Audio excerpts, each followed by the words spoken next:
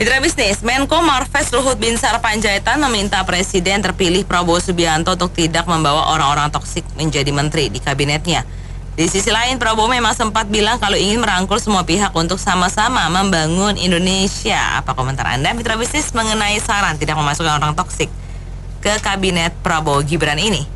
Silakan di 633-9160 atau WhatsApp call di 0816924924. Ya, tawaran dari Gibran, Pak Prabowo dan Gibran ini sangat baik, merangkul semua pihak. Baik dalam kata-kata. Nggak tahu nanti realisasinya seperti apa. Dibuktikan aja. Iya, ya sudah jelas ya Pak Prabowo Subianto yang calon presiden nanti the next di bulan Oktober tahun 2024 menginginkan untuk merangkul semua. Jadi semua itu teman, dijadikan teman. Ini kan demokrasi. Jadi kalau ada yang oposisi petahana itu karena demokrasi. Sebetulnya akan tetapi semuanya berteman.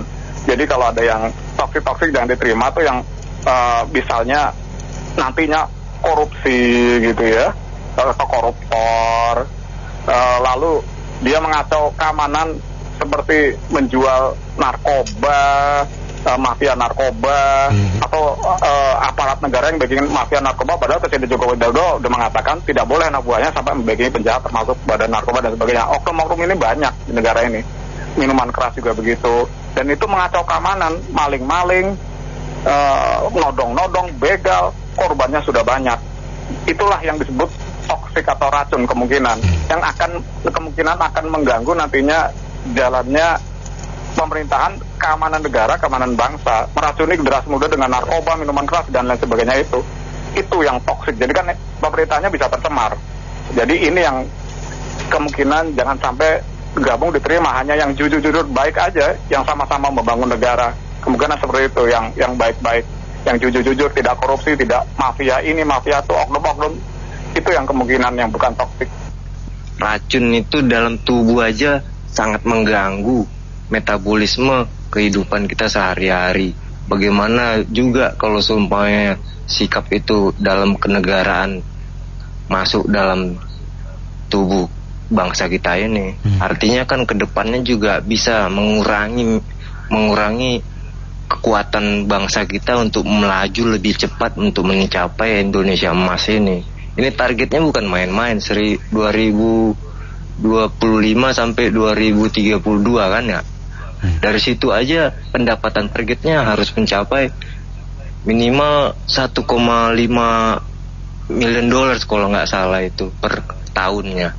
Dengan demikian satu sama lain harus saling bantu. Memang toksik ini ada yang bermanfaat, ada yang tidak kalau dalam sistem kesehatan biologi itu sendiri. Karena satu sama lain saling membutuhkan. Itu juga jadi perhatian Pak Prabowo mungkin kan. Dia juga bukan orang sembarangan, mengerti akan mana yang bagusnya, mana yang jeleknya, dan mana yang bermanfaat, mana yang tidak. Itu kan dalam riset keistanaan itu sendiri yang menilai bagaimana mereka mencari sosok-sosok pemimpin yang memang tidak merugikan bangsa secara struktural. Terima kasih. Iya, begini aja ya, toksik kan racun ya, mungkin ya biasa ya racunnya mungkin agama segala macam ya. Kalau saya bilang ya isinya Prabowo itu harus gandeng, dia harus suksesin IKN.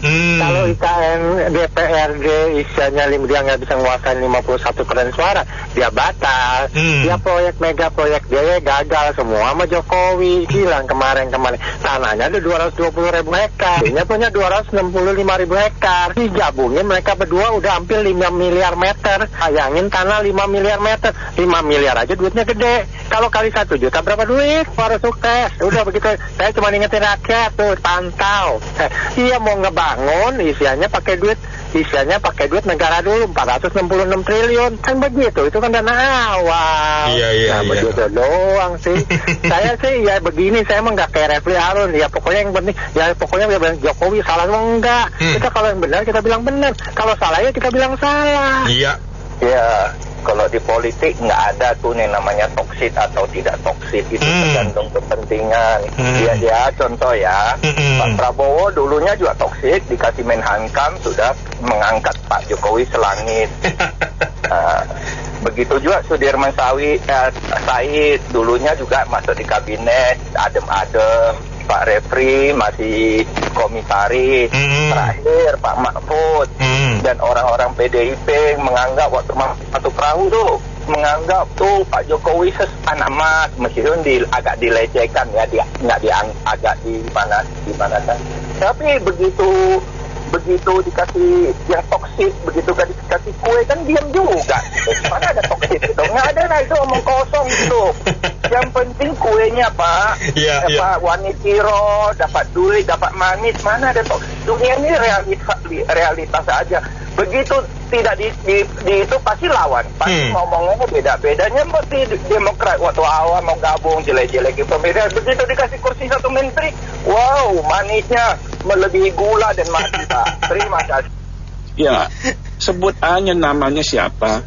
Ini lu kalau kita ngomong toksit, buat siapa yang dianggap toksit itu? Buat rakyat atau buat Pak Prabowo atau buat siapa? Kan ini masing-masing punya pendirian. Kita ngomong toksit, kita anggap itu orang toksit nih. Tapi kalau sama Pak Prabowo bilang, oh enggak, ini hopeng ini. Ini CS nih. Betul. Hah? Belum Pak Prabowo udah ngomong ini, kalau mau gabung silakan, kalau nggak mau gabung jangan ganggu. Belum dilantik udah kasih wanti-wanti tuh. Jadi ya kita mah jadi rakyat cuma nonton aja deh. Oke. Mau toksit kek, mau enggak kek, rakyat tetap bayar pajak bos. Terima kasih. Ya, jadi saya pikir kita perlu bertanya sama Pak Luhut ya, apakah di jajaran kementerian sekarang ini tidak ada yang toksik? Apakah misalnya kebijakan mensubsidi mobil listrik 80 juta tidak toksik buat rakyat? Yang rakyat aja beli cabai, beli beras banyak yang nggak mampu kok, mobil orang yang ketiga, keempat disubsidi. Misalnya membuka tenaga kerja, saya pernah di Manado ya, itu suasana bandaranya kayak di Beijing gitu loh. Dan saya lihat Cina-Cina yang ada di situ nggak Cina-Cina sekolahan kok kayaknya. Mungkin itu sangat bias personal ya, tetapi ya kayak tenaga kerja buruh lah gitu. Apakah itu tidak toksik juga gitu? Jadi jangan sampai pemerintahan yang baru Pak Prabowo dan Pak Gibran ini dibebani dengan memberikan filter-filter bahwa jangan toksik loh, jangan toksik ini definisinya apa? Apakah harus sendiko jauh, surga manut, neraka katut, satu surga sama, kemudian nggih bongkok gitu, baru dikatakan. Jadi tidak boleh ada perbedaan pendapat, tidak ada dinamik, dan yang harus masuk adalah orang-orang yang ditunjuk sebagai yang tidak toksik itu adalah yes man. Berbahaya sekali jika pemerintahan ke depan itu dengan yes man. Namun saya juga ingin mengomentari misalnya ada pemberitaan di media Pak Prabowo mengatakan kalau mau ajak join ya ikut, kalau enggak jangan ganggu. Nah, jangan ganggu ini juga harus didefinisikan dengan benar.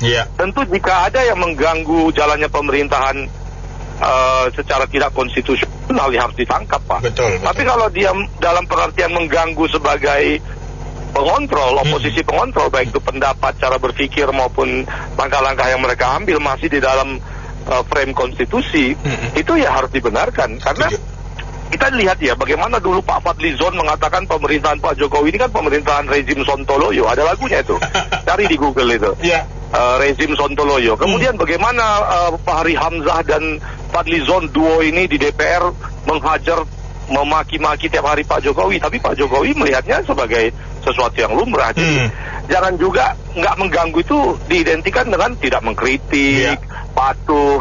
Karena negara ini bukan di bawah sepatu laras yang harus jawab semua kegiatan itu dengan siap. Oh, kita ini bukan negara di bawah sepatu laras, kita ini demokrasi ya. Dengan demokrasi itu tentu ada dinamika. Demokrasi itu sendiri ruhnya adalah perbedaan pendapat untuk solusi terbaik bagi rakyat. Jadi kalau perbedaan itu sendiri sudah coba diemidisikan dengan barrier-barrier seperti toksik, kemudian seperti bukan yes man, it's not my circle, nanti orang juga bilang you are not my president, kan susah juga gitu. Kayak seperti di Inggris you are not my king. Jadi kemudian dikasih barrier toksik, dikasih barrier itu jangan mengganggu. Kalau mengganggu tidak konstitusional ditangkap aja Pak, ada polisi, ada tentara. Tapi kalau mengganggu itu subkonstitusional itu bukan mengganggu, itu memperkuat gitu. Terima kasih. Mungkin begini Pak, toksik untuk ini udah dapat jatah menteri, koalisi lah intinya. Tapi suaranya itu nggak bulat gitu loh. Banyak ketentangan mungkin dalam pengambilan misalnya untuk di DPR untuk mengesahkan undang-undang dan lain-lain gitu loh. Jadi terhambat gitu loh. Dan ini kalau saya nggak salah ingat ya, sebenarnya idealnya itu yang pernah terjadi di zaman pemerintahan almarhum Gus Dur gitu. Jadi menterinya itu dari berbagai partai, dan itu dijadi masuk kabinet, itu adalah bukan milik, maksudnya itu harus penuhnya udah untuk presidennya bekerja, untuk presiden gitu, bukan untuk partainya, gitu loh. Jadi pada saat dilengserkan, saya ingat sekali kalau nggak salah ya, itu menteri-menterinya berdiri di depan Pak Gus Dur, almarhum Gus Dur itu. Meskipun partai-partai yang di belakang menteri itu mungkin udah mau impeach Pak Gus Dur gitu loh. Tapi menteri-menterinya tetap berdiri di depan Pak Gus Dur meskipun menentang dari partainya sendiri gitu. Ya, jadi maksud saya idealnya begitu, jangan udah dapat jatah menteri. Ini pernah kejadian juga di zaman SBY, PKF kalau nggak salah ya. Dikasih jatah menteri, cuma wah itu banyak kasus ini itu Pak SBY nggak berani itu de facto menteri dan lain-lain ya. Ya jalannya begitu, ngambang gitu loh. Ya, jadi itu yang namanya hubungan toksik, mungkin seperti kayak itu. Itu menurut saya ya, Pak Luhut itu kan seorang yang sudah senior, terus backgroundnya kan militer, dan pengalamannya kan sudah lama ikut Pak Jokowi ya. Jadi saya pikir ini juga harus diperhatikan, jangan dianggap enteng, jangan diremehkan. Karena mungkin Pak Prabowo maksudnya baik, mau mengakomodir semua peserta lah ceritanya, ya kan. Nah tapi kan dari berita-berita sebelumnya aja dia mau rekrut menteri-menterinya udah begitu gemuk ya, dibandingkan dengan masanya Pak Jokowi. Nah, dia mengingatkan itu ada baiknya dan ada betulnya. Karena kalau sudah jadi menteri, apalagi kalau nanti Pak Prabowo itu nggak berani tegas, itu menurut saya akan jadi susah. Betul. Karena biar bagaimana juga, pertama dari sisi APBN aja nanti bengkak. Kalau bengkak, defisit negara makin banyak, pemerintah minjem uang misalnya juga terbatas, dia cetak uang, itu pasti inflasi. Nah kalau sudah inflasi itu merembet kemana-mana. Jadi itu nggak gampang. Jadi memang ada baiknya dari awal harus diwanti-wanti. Itu menurut saya jauh lebih baik. Kalau ibarat kita ini lebih baik mencegah daripada mengobati. Karena kalau sudah terjadi sesuatu itu lebih susah perbaikannya. Jadi lebih baik dari awal dibicarakan, dikasih tahu. Ya mudah-mudahan Pak Prabowo juga kupingnya nggak tebel, mau terima. Karena biar bagaimana Pak Luhut itu bukan orang sembarangan. Ya, jadi benar-benar dia juga seorang pengusaha ya. Jadi dia tahu mana yang orang baik, mana yang orang pura-pura baik, aji mumpung. Nah, dia juga tahu. Memang disinilah harus Pak Prabowo itu harus bijak dan cermat. Dan yang paling penting tegas. Harus tidak ada kompromi bagi mereka yang membawa racun lah dalam pemerintahannya, supaya benar-benar nantinya itu untuk kesejahteraan rakyat gitu loh ya. Makasih. Diskusinya memang berat, cuma boleh sedikit berasumsi bahwa LBP ini adalah seorang militer dan juga pengusaha. Nah, kalau punya power dan punya naluri bisnis ini jadi satu, ini yang bahaya kan buat keuangan negara yang dikontrol oleh dia dari puluhan tahun, dikontrol oleh power gitu kan ya. Nah, ini mungkin yang harus kita terlepas masih asumsi gitu ya. Jadi definisi toksik itu seperti apa? Tapi menurut saya dengan background dua tersebut, kita sebagai rakyat biasa harusnya bisa paham bahwa kehati-hatian dalam menyusun kabinet, memasukkan orang-orang yang punya jiwa korup dan tidak setia dengan, ya saya ambil istilah Engkong Jansen, setia dengan Pancasila gitu ya. Itu cenderung akan membuat rakyat, jutaan rakyat ya, 270-an kali ya sekarang. Iya, betul. Ini makin kecewa karena kemarin kita sudah melihat bagaimana negara-negara yang lebih terlambat mendeklarasikan kemerdekaan sekarang sudah jauh di atas kita gitu ya. Kalau kita dianggap negara makmur, potensi alamnya luar biasa, tapi kalau yang korupnya di atas 60%, pasti akan jatuh miskin negara kita. Kenapa? Karena sumber daya tersebut nggak gampang diperbarui. Ya, minyak kita dulu anggota OPEC, sekarang net impor.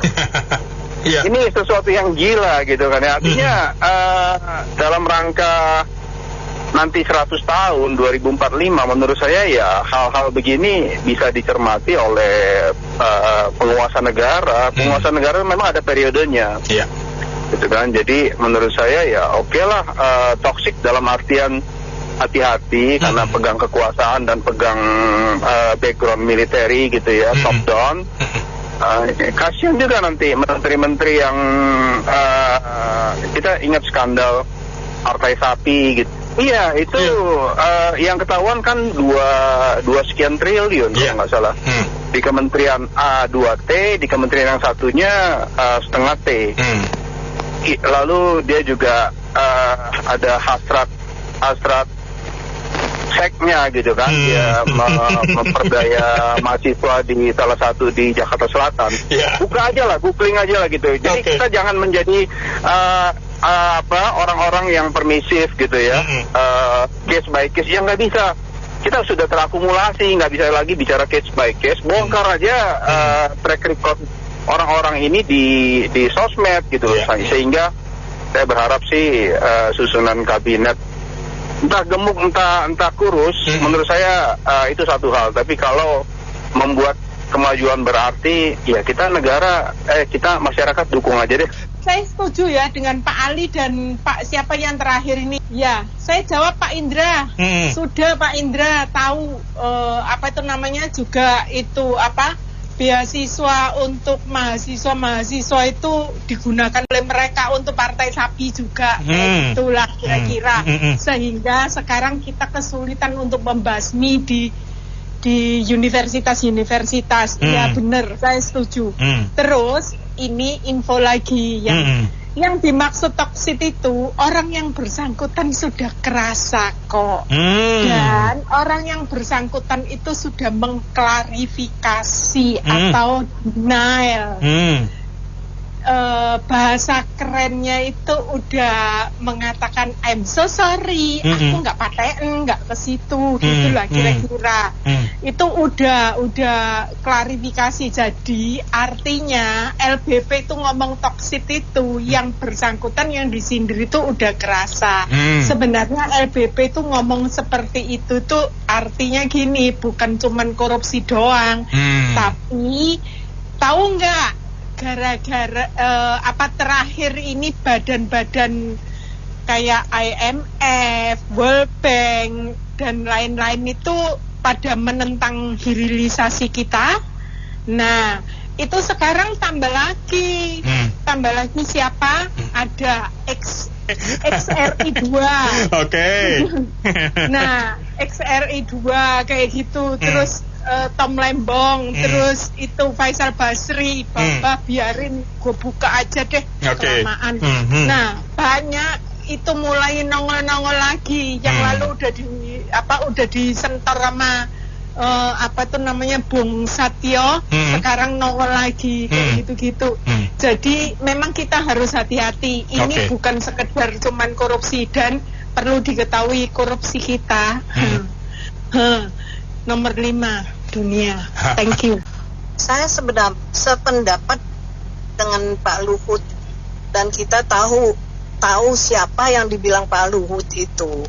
Jadi memang Prabowo harus selektif pilih orang-orang yang nanti akan support dia sebagai menteri kerjasama. Jangan pilih yang dikatakan oleh Pak Luhut. Kita kan tahu Mbak siapa orangnya ya, yang tadinya juga di DKI begitu, ya kan? Sekarang udah merapat demi jabatan. Padahal visi misi mereka itu berbeda dari awal. Ya, kalau Pak Luhut ngomong begitu ya itu statement umum ya. Jadi pendapat pribadi juga demi kebaikan bangsa. Ya kita sebagai warga masyarakat setuju-setuju aja. Ya dimanapun dari organisasi perusahaan swasta juga demikian, orang toksik ya tidak mungkin kita ajak. Jadi tim kabinet Pak Prabowo ini memang kemungkinan besar ya stylenya Pak Prabowo kali ini itu memang beda sama 5 tahun, 10 tahun, 15 tahun yang lalu. Karena Kim ini Koalisi Indonesia Maju di bawah arahan dari Presiden Jokowi tentu adalah lebih banyak merangkul ya. Jadi semua partai dirangkul, tetapi Pak Luhut udah ngomongin kalau sarankan yang toksik nggak usah diajak. Itu sudah pasti, itu garis merah, tidak boleh diajak. Cuman kalau saran saya Pak Prabowo karena sebelumnya kan belum pernah di dalam eksekutif atau legislatif sehingga lebih banyaklah menggandeng profesional yang memang jiwanya demi nusa bangsa ya. Jadi bukan sok pinter punya ide ini ide itu ya. Belajar dari Pak Jokowi bahwa adalah visi misi presiden, tidak ada visi misi menteri. Lalu sapu jagat pemberantasan korupsi itu tetap saja nomor 1. Aturan investasi tidak tumpang tindih. Susunan kabinetnya itu lebih kurang 1-2 orang itu menurut saya sih tidak masalah ya. Kali ini pasti akan lebih banyak orang karena karena satu ya dari sisi usia, yang kedua dari sisi profesionalitas di dalam pemerintahan eksekutif itu kan kemungkinan belum betul-betul berpengalaman kan begitu. Sehingga tambah 1-2 orang menteri itu tidak apa-apa, tapi yang toksik tidak usah diajak. Yang profesional yang memang berjiwa nusa bangsa silakan diajak ya, seperti ya Bu Sri Mulyani, Pak Basuki PUPR dan lain sebagainya, yang Bu Retno dan lain sebagainya, itu yang bagus-bagus untuk demi kepentingan bangsa negara dan untuk melanjutkan pembangunan. Demikian Bu, terima kasih. Toksik itu mengandung 2 arti, positif, negatif. Oke. Iya kan? Ya Pak LBP jangan terlalu banyak ikut campur lah gitu ya. Biarin aja Pak Prabowo, Pak Luhut. Jangan terlalu banyak ikut campur. Berikan itu hak prerogatif Pak Prabowo. Sekalipun saya nggak memilih beliau kemarin ini. Cuman gitu hasil saya kok. Terima kasih. Sebetulnya kita ini membutuhkan pemimpin elit bangsa ini meniru zaman kemerdekaan dulu. Kita lihat dulu Muhammad Nasir, perlawanan visinya dengan seorang tokoh Nasrani. Di luar dia baik-baik aja, nggak ada yang boleh gitu loh. Tan Malaka, Wajah Amin, Hatta gitu loh. Ini menambah polarisasi. Itu ini selesai, adem. Kenapa lagi dikompor-komporin kayak begini? Yang Bapak bilang tadi itu udah tadi jadi gitu. Apa yang kita baca tadi? Orang udah menjadi rahasia umum siapa dia orang gitu loh. Kalau bicara nanganin kayak ini gitu, pelapor di negara itu positif deh. Sekarang bagaimana mendamaikan bangsa ini setelah seminggu adem, tenang gitu loh. Jangan bikin lagi memancing-mancing. Ini memancing kelihatannya nih Pak. Gak ada seorang profesional dan seorang negarawan, gak ada gitu. Terima kasih. Secara umum betul toksik itu berbahaya, tapi kita perlu identifisir ya, jangan menyamaratakan satu orang dengan yang lain. Apalagi sudah ada indikasi-indikasi penuduhan terhadap seseorang, supaya kita tidak berdosa ya, karena menuduh orang tanpa bukti. Nah itu kan lebih sifatnya kadang-kadang lebih privasi kan ya. Toksik sama seseorang sama orang lain belum tentu juga. Jadi mungkin perlu diklarifikasi dulu yang dimaksud Pak Luhut itu toksik itu apa? Mengganggu pemerintahkah? Atau programnya tidak sesuaikah? Tidak pro rakyatkah? Atau bagaimana? Sehingga kita kalau memberikan penilaian fair gitu ya. Yang tidak baik ya tidak baik, yang baik siapapun dia.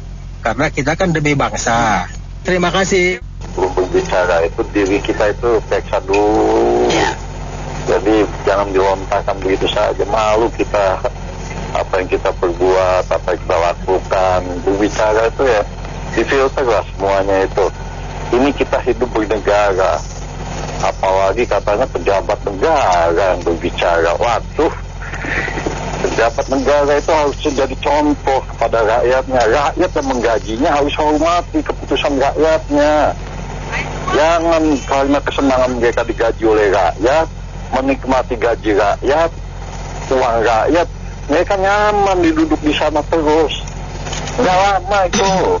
Jadi kembali lagi saya bilang, kita lihat nantilah, kasihan Pak Prabowo ini sudah terpilih, belum menjalankan tugasnya, sudah terbebani. Apalagi didampingi yang bebannya lebih berat lagi. Di sekitar mereka seolah jadi pada presiden semua. Coba kalau rakyat datang minta, Pak Prabowo tolong, itu di sekitar Anda disapu bersih. Jangan Anda diganggu, Anda belum menjabat. Kembali lagi Pak Prabowo ini masih menjabat. Ya mereka bekerja, fokus dulu pekerjaannya, selesaikan. Rakyat sudah lelah melihat mereka ini. Mereka tetap menggaji rakyatnya, pejabatnya. Tapi kok pejabatnya masih kayak begini saling berebut kekuasaan. Padahal depan mata itu mereka sudah melihat uang mereka besar-besar semuanya. Walaupun itu uang rakyat, rakyat mengumpulkan spesial demi spesial. Walaupun mereka tidak makan, mereka tetap membayar pajak, tetap menggaji mereka. Jadi berempatilah kepada rakyatmu. Indonesia ke depan ini akan maju kalau pejabatnya bagus dan bersih dan berwibawa.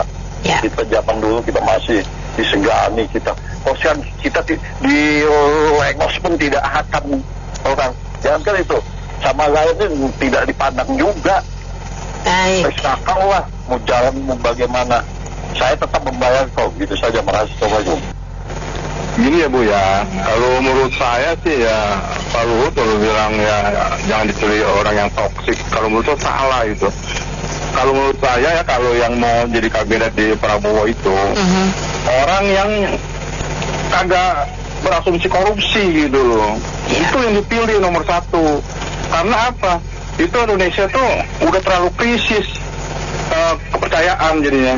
Yang ini ntar jadi menteri korupsi, yang ini ntar jadi menteri korupsi. Jadi rakyat tuh udah jenuh kayaknya keadaan begitu. Kalau menurut saya ya itu yang saya bilang, Pak Luhut jangan bilang toksik. Yang benar dan jujur susah lah ya. Itu istilahnya yang jangan korupsi. Itu yang saya minta pada rakyatnya biar tahu gitu. Ini kepemimpinan siapa yang benar-benar keras yang menghukum korupsi. Dilihat dulu hartanya berapa. Itu jangan main duduk kayak wah dia bekas mendukung saya dudukin jadi menteri. Itu salah, nanti yang ada korupsi terus yang tambah besar, itu tambah bengkak. Sayang tidak diperjelas apa yang dimaksud toksik. Apakah toksik itu apakah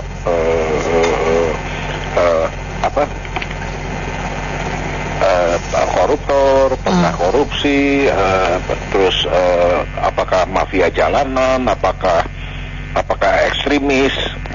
Sayang sekali. Tapi begini aja simpelnya. Kita banyak tahu Lee Kuan Yew berapa puluh tahun yang lalu waktu menjabat sebagai Perdana Menteri Singapura, dia langsung menggandeng mafia, ekstremis atau apapun itu, semua digandeng dan diberi komitmen untuk diberikan jabatan. Tapi mereka semua mengikuti komitmen yang utarakan oleh Lee Kuan Yew, dan mereka artinya komitmen itu artinya mereka dikriminalisasi jabatan, tapi apabila melenceng atau koruptor mereka akan dipenjarakan dan sebagainya. Dan ternyata kita lihat Singapura luar biasa tuh. Terima kasih. Ini Pak LBP ini orang yang sudah sepuh, tapi selalu bersemangat untuk ikut memikirkan bagaimana negara ini sejahtera dan maju. Dan itu tidak gampang ya.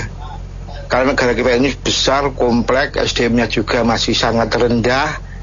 Walaupun kita kaya sumber alam, tapi etos kerja kita kurang. Nah itulah yang membuat kita itu terbelakang. Karena kita selalu sering permisif, selalu memaafkan. Nah ini pemerintahan yang baru, Prabowo yang punya semangat jangan omong saja, tapi beliau ingin bagaimana membuat negara ini maju, beliau akan bekerja keras. Nah untuk membuat pemerintahan yang kuat tentu Prabowo memang harus mengajak, merangkul banyak pihak, dan ini ya tidak boleh asal rangkul ya orang-orang yang toksik seperti yang disinyalir oleh Pak LBP itu ada memang, bahkan banyak itu. Yang sekarang adalah banyak menteri yang toksik itu, jadi pengkhianat itu, meracuni negara, mengorupsi duitnya negara itu, kayak Menteri Pertanian itu mantan itu, dan juga Menteri Kominfo yang dulu itu John G. Plate dan yang lain-lain lah, Juliari Batubara dan sebagainya itu. Nah contoh-contoh orang seperti itu ya harus kita hati-hati, nggak boleh kita libatkan di dalam pemerintahan, karena tantangan pemerintahan sekarang ini luar biasa besar, geopolitik yang masih tidak tidak baik, itu berpengaruh terhadap perekonomian kita. Dan kalau sudah ekonomi kita itu kan tidak bisa berdiri sendiri ya, tergantung dari luar juga, misalnya suplai pangan, suplai bahan bakar dan sebagainya. Ini membuat nanti kita kesulitan karena nggak punya uang untuk beli itu. Nah, untuk itu dalam semangat untuk memandirikan bangsa ini, mengoptimalkan sumber daya yang ada, kita memang harus mandiri pangan, mandiri bahan bakar seperti dikatakan Pak Bowo dalam rakor PAN kemarin, itu memang harus diwujudkan, dan itu perlu kerja keras, perlu orang-orang yang punya integritas, dedikasi yang tinggi, tidak hanya mau membesarkan perutnya saja. Nah, oleh karena itu Prabowo menurut saya di awal kekuasaannya nanti, di samping membentuk kementerian yang efisien, yang ramping, tidak usah nambah kabinet, ini juga harus segera membuat perpu yang baru, perpu terutama yang undang-undang korupsi itu. Harus ada hukuman mati bagi koruptor, harus ada hukuman mati bagi koruptor yang khususnya penegak hukum. Kalau perlu ada hukuman potong tangan, kalau ya minimal adalah hukuman sosial, disuruh jalan kaki sepanjang kampung pakai rompi, ya itu pasalnya diatur dengan jelas, dibuat sesegera mungkin. Jadi bagi pejabat yang korupsi di atas 1 miliar hukum mati langsung itu. Juga dengan demikian nanti semua hakim dikumpulin, diberi pencerahan bahwa tidak boleh menuntut hukuman yang rendah, koruptor harus berikan hukuman yang tinggi, dan juga diberikan contoh, kalau saya korupsi, saya dibunuh duluan, nggak apa-apa. Seperti itu, kita juga jangan malu mencontoh tetangga kita itu, negara Cina itu loh, bisa maju seperti itu karena apa? Pemimpinnya kan komitmen itu untuk menegakkan tidak ada korupsi. Dulu Cina itu sama Indonesia itu ya miskin Cina itu, kita kaya itu. Tapi sekarang Cina bisa maju pesat karena etos kerjanya tinggi, komitmennya tinggi ya, kayak Korea Selatan juga. Korea Selatan itu merdekanya di Indonesia duluan Indonesia, sampai sekarang aja masih perang dengan korut itu. Nah, mengapa mereka bisa maju? Karena mereka itu tadi punya integritas, semangat yang kuat bagaimana untuk bangga pada negaranya. Ya kita mau bikin mobil aja belum bisa. Nah ini di Korea bisa bikin, menguasai pasar HP, pasar mobil.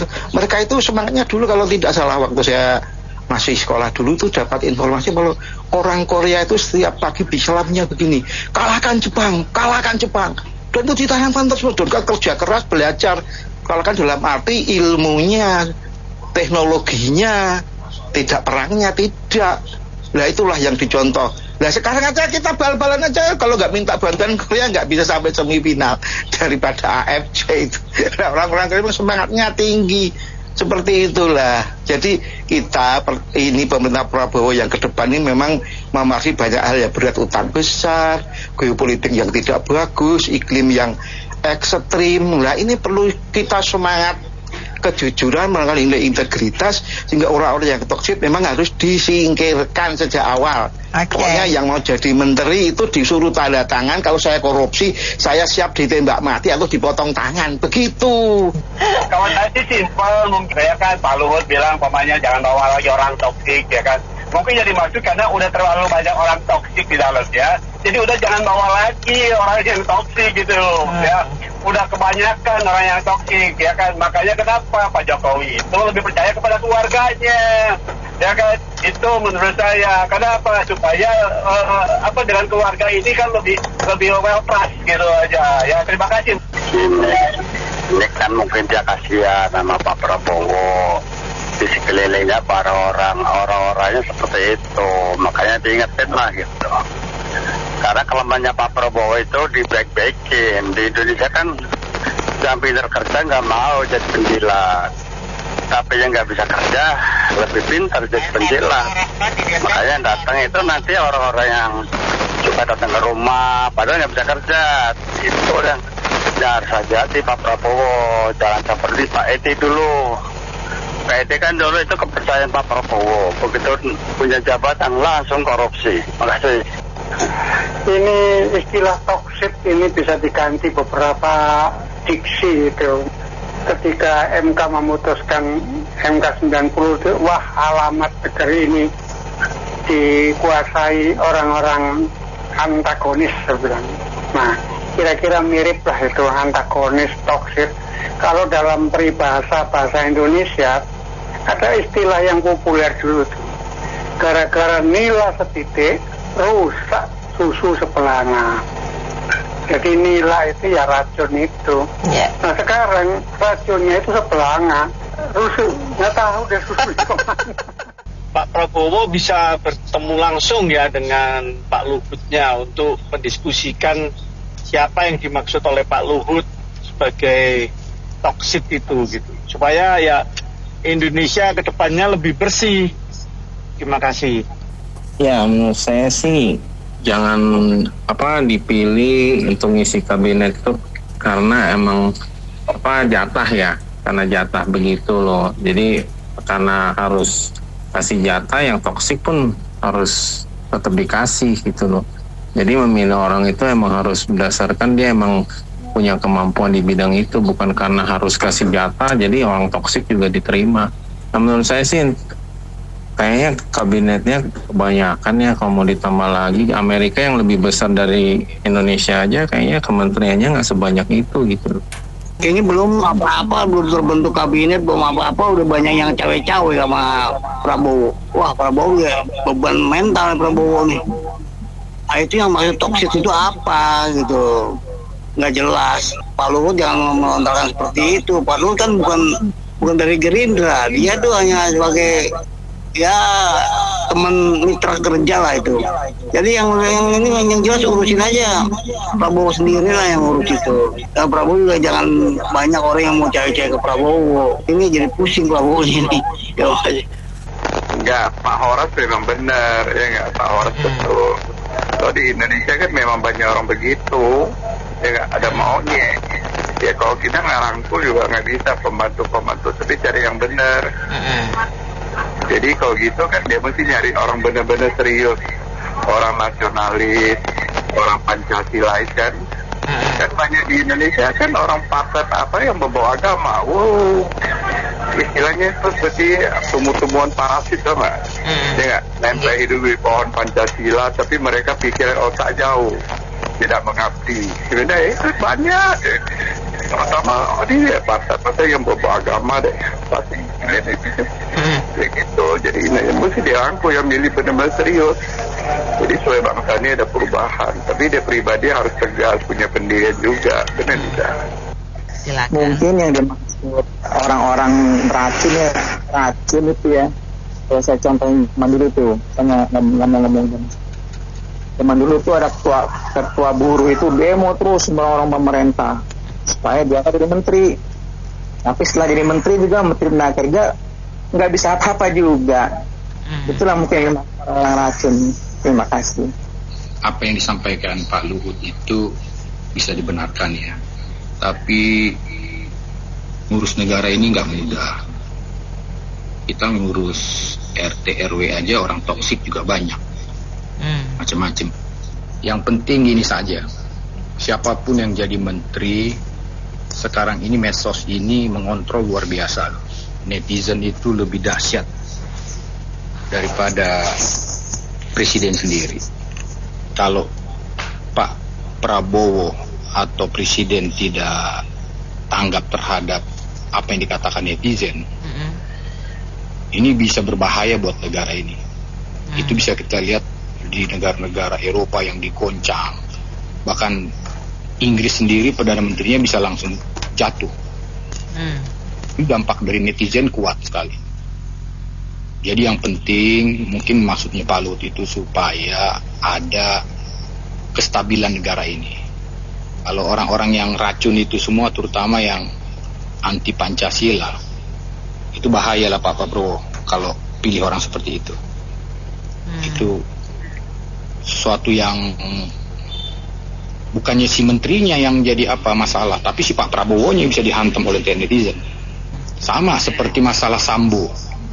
Sambo itu yang dihantam bukan hanya Kapolri, Pak Jokowi pun dihantam juga. Mau nggak mau Pak Jokowi suruh Kapolri kan, Pak Listio. Bintang 3 semua heboh semua untuk menghajar Sambo, sampai backingnya Sambo pun tiarap semua takut. Karena yang dihajar netizen kan Pak Jokowinya. Jadi netizen ini ngeri kontrolnya ke depan. Saya kira Pak Prabowo kalau mau langgeng harus sensitif, harus jeli melihat apa keinginan di grassroots rakyat di bawah. Itu aja menurut saya. Oke, begini ya, menurut saya itu I think lebih berbahaya orang yang melanggar etika dan undang-undang daripada orang yang toksik. Oke, thank you. Oke, baik mitra bisnis. Terima kasih banyak atas partisipasi untuk Businessman Open kali ini. Saya Anita Wijaya.